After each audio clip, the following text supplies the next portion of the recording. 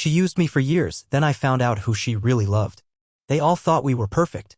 Friends called us the couple that made it. Her mom would always smile and say she was lucky to have me. And I believed it. For 6 years, I truly believed we were building something real, something solid. From broke college nights to shared ramen dinners to moving in together and building a quiet life.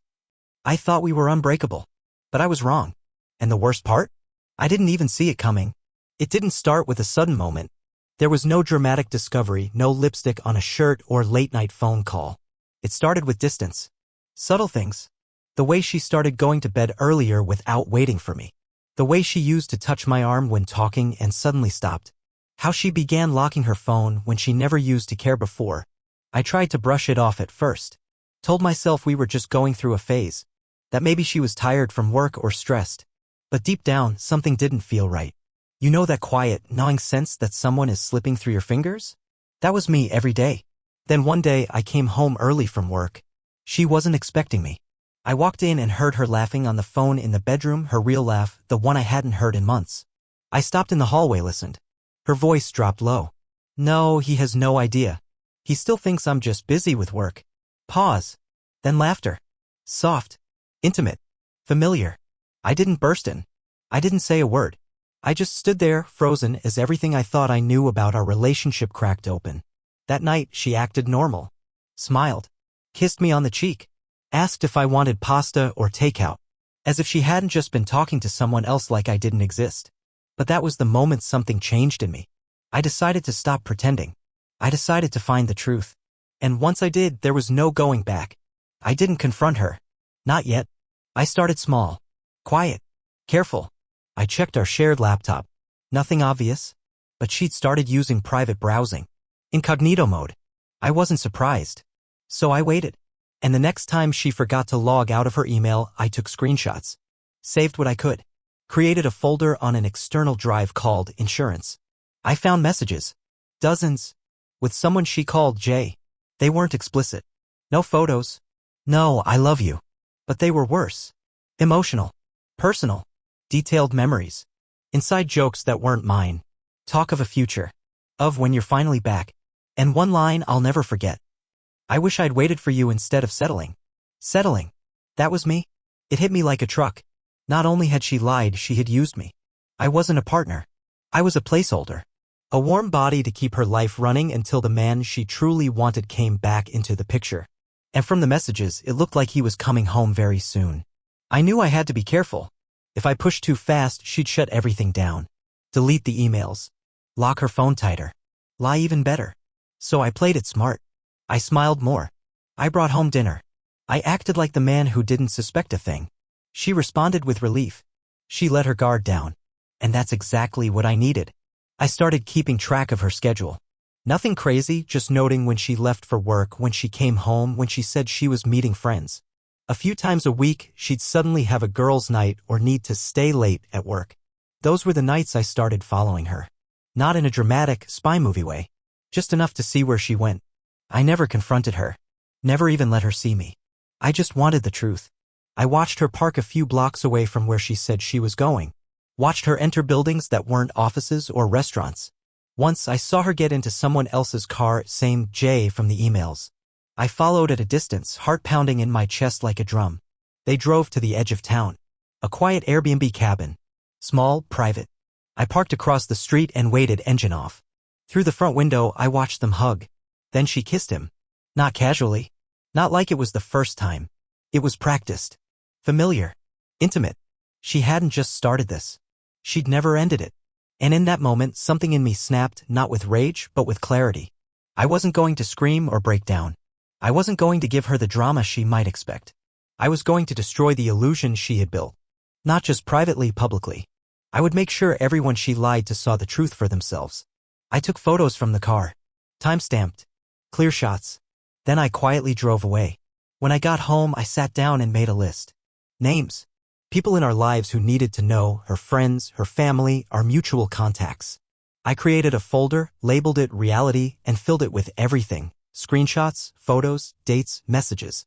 I even backed it up twice, just in case. But the real twist? I didn't send it to them. Not yet. I had something better in mind.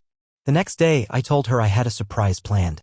I said I'd booked a small weekend getaway for the two of us.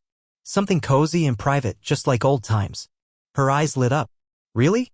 She said, pretending to be touched. You're so sweet. She had no idea I knew. And that was perfect. I made reservations. Nice cabin. Fireplace. Romantic. I told her we'd leave Friday morning. She said she'd ask for the day off. But Thursday night, she got a call. I watched her glance at the screen and step outside to answer. Her voice was soft. Careful. But I could still hear pieces of it from the kitchen. No, he doesn't know. I'll make an excuse. Yes, I want to see you more than anything. I smiled as I stirred the pasta. She came back in with her fake smile. Babe, I might have to cancel. Something came up at work. I nodded, played my part. It's okay. Maybe we'll go next weekend. She bought it completely. The next morning, I pretended to leave for work. She kissed me on the cheek and said, wish I could come with you. I smiled and said, me too. She waited an hour before packing her things. She didn't even try to sneak. She thought I was at work. Thought she was safe. But I had cameras. I had GPS trackers. I knew exactly where she was going. And I was already one step ahead. While she drove to meet him, thinking she had tricked me again, I was already in motion. I had taken the day off work, packed a bag, and checked into a hotel not far from where I knew they were staying. But I wasn't there to spy anymore. I had all the evidence I needed. I was there to prepare the final blow. I started by organizing everything, making sure the timeline was airtight. I cross-referenced her work calls with the messages she sent him.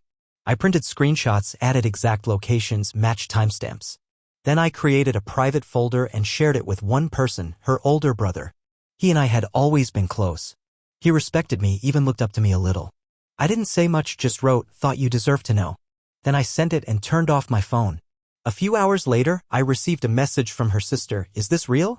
Another from her best friend, how long has this been going on? I didn't respond to any of them.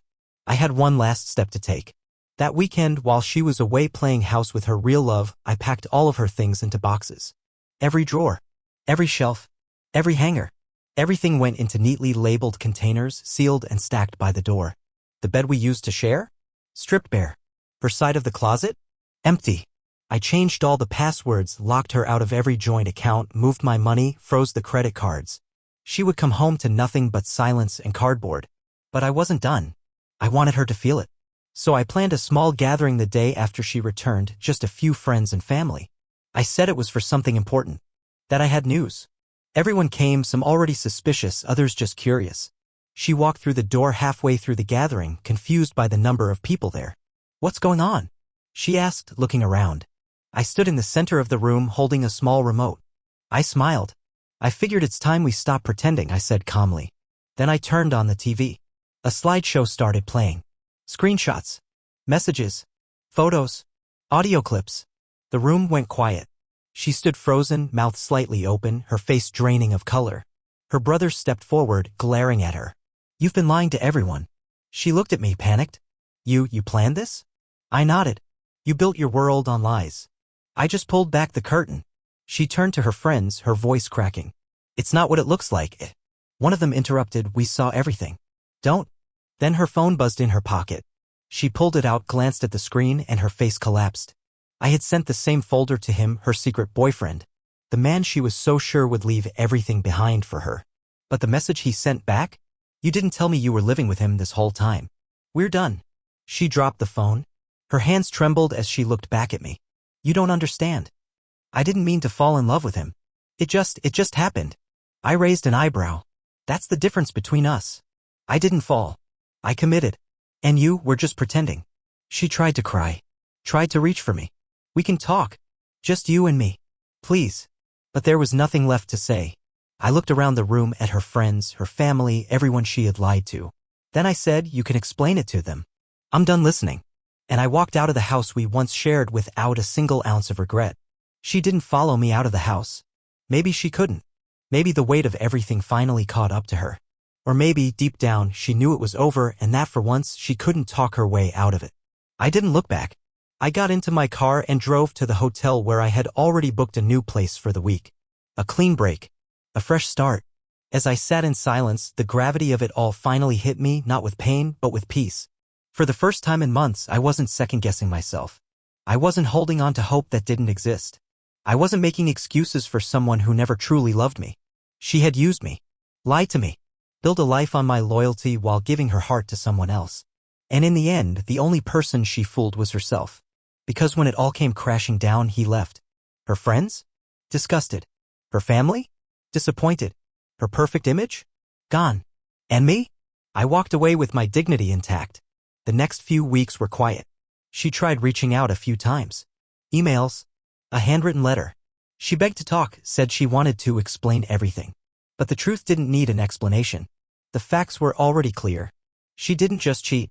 She chose someone else emotionally, mentally, and physically while keeping me as the backup plan. She gambled with my heart, and when she lost, she wanted sympathy. I didn't give it to her. I filed for divorce. She didn't fight it. What could she say? That she was the victim? That she didn't mean to hurt me? The court process went fast. Fair. Clean. I kept the house. I kept my savings. She walked away with only what she brought into the marriage, and trust me, that wasn't much. As for the people in our circle, let's just say they finally saw her for who she really was. Some cut her off. Others distanced themselves. And a few even reached out to me just to say, we had no idea. You didn't deserve that. I already knew that. But it was nice to hear it out loud. Months passed. I rebuilt. Slowly. Day by day. I started doing the things I had put off for her. Took trips. Saw old friends. Started working out again. Got promoted at work.